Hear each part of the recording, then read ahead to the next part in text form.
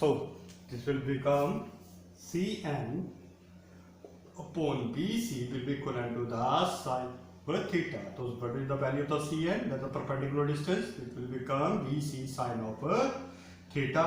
तो Cn will become BC की value हमारे पास देखो यहाँ से लेके यहाँ तक की जो लेंथ हमारे पास पड़ी है that will be equivalent to the V sin of theta. ठीक है, तो आप ये हमारे पास दो वैल्यूज हमने कैलकुलेट कर लिए. तो मैग्नीट्यूड कैलकुलेट कर लिया फोर्स का. ठीक है, फोर्स में भी हमने देखा कि कहाँ से किस डायरेक्शन में फोर्स जो लग रही है और कौन सी फोर्सेज एक दूसरे को कैंसिल आउट कर रही हैं. और दूसरी हमने निकाल ली एक स्पेटियल व्यू से, यानी कि ऊपर से हम जब देख रहे हैं तो इस तरीके से हमें व्यू दिखाई दे रहा है. तो एक थीटा एंगल पर हमने इसको टर्न किया, उसके अकॉर्डिंगली हमने एक परपेंडिकुलर डिस्टेंस निकाल ली. ठीक है, तो perpendicular distance v sin of theta. अब इन दोनों वैल्यूज का यूज करते हैं हम कहाँ पे, इस फॉर्मूले में यूज करते हैं to find out the torque.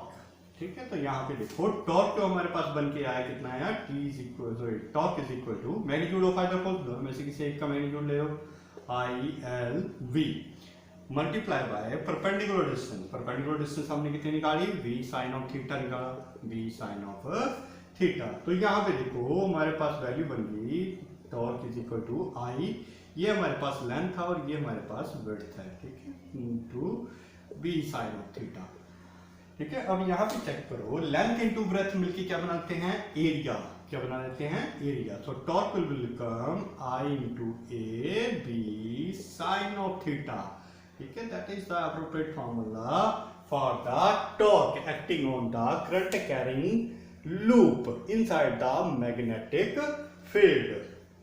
ठीक है, तो इस तरह की टॉर्क आती है. तो अगर हम इसे वेक्टर फॉर्म में लिखते हैं तो वेक्टर फॉर्म में ऐसे लिखा जा सकता है I A cross of B sine of, sorry sine में आएगा, तो that is the magnitude form, that is the torque acting on the loop current loop rectangular loop के ऊपर कितना करंट जो वो एक्ट हो रहा है, उसके लिए हमारे पास ये फॉर्मूला बनता है. Torque is equal to I A cross of B, where A represent the area of the loop rectangular coil, coil का एरिया कितना है, और this one is the V. अगर मान लेते हैं यहाँ पे ये एक कॉइल ना हो करके, एक रेक्टेंगुलर कॉइल ना हो करके एक नंबर ऑफ टर्न्स है इसके अंदर. ठीक है, नंबर ऑफ टर्न्स मींस इस तरह से कुछ नंबर ऑफ टर्न्स है इसके अंदर, तो हम यहाँ पे टॉर्क को किस तरीके से लिखते हैं, NIVA साइन ऑफ थीटा. तो torque acting on this coil having a number of turns is NIVA sin of theta. तो इसको सिंपली रिप्रेजेंट कर दो कैसे, इसको क्या बोला जाएगा, निवा.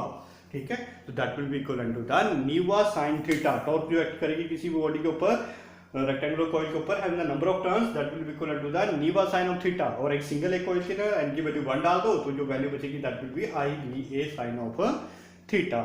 तो that is the torque acting on the particular coils. ठीक है, अब आ जाते हैं इसकी कुछ एक स्पेशल केसेस. केसेस का मतलब हमारे पास जब एंगल को हम चेंज करते हैं. ठीक है, मान लो हमारे पास जो वैल्यू बन रही है दिस वन sin थीटा, when theta is equal to 90 degree, यानी कि जब हम थीटा की वैल्यू 90 डिग्री सब्स्टिट्यूट करते हैं तो टॉर्क विल बी कितना आएगा, NIVA, and that will be the maximum.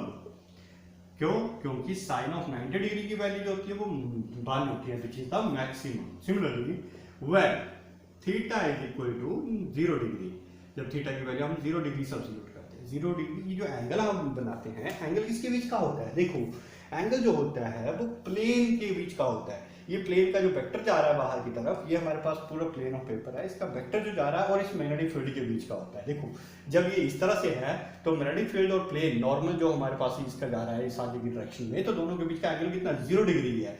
लेकिन जब ये इस तरह से है, इसका प्लेन वेक्टर इस तरफ से आ रहा है, बाहर के आपकी तरफ आ रहा है, और मैग्नेटिक फील्ड इस डायरेक्शन में जा रही है. ठीक है, magnetic field same by direction, दोनों के बीच का एंगल कितना होगा, 90 डिग्री. तो इस केस में यहाँ पर इसके ऊपर मैक्सिमम फोर्स एक्ट होगी. लेकिन जब वो इस डायरेक्शन में होगा ऐसे, तो यहाँ पे मिनिमम फोर्स एक्ट होगी. मिनिमम मतलब 0 फोर्स एक्ट होगी. क्यों, क्योंकि साइन 0 की वैल्यू जो होती है that will be equivalent to the 0 के equivalent होती है. ठीक है, so this is all about the torque acting on the current carrying circular coil.